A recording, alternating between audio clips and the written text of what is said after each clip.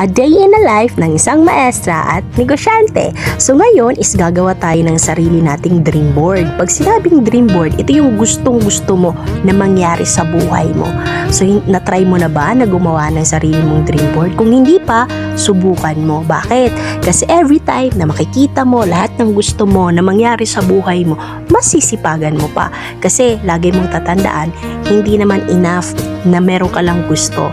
Dapat tinatrabaho din natin yung mga bagay na gusto natin.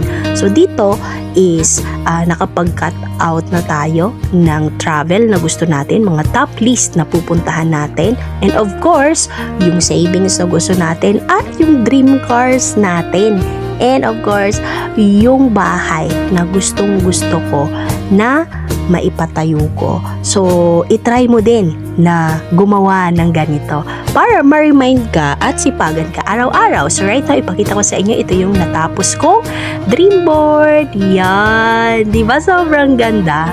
I-try mo din. See you in other vlog.